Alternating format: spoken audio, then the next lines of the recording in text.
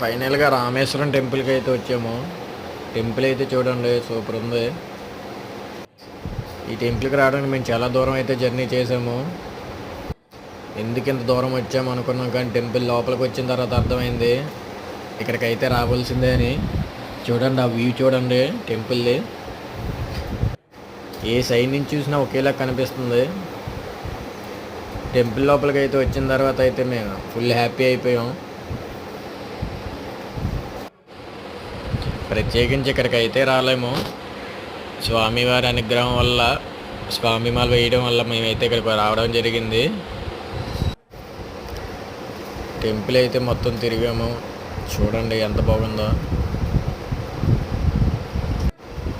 Time అయితే 7 అవుతుంది. నైట్కి ఇక్కడ ఉండిపోయి మార్నింగ్ అయితే రామసేతు వెళ్తాము.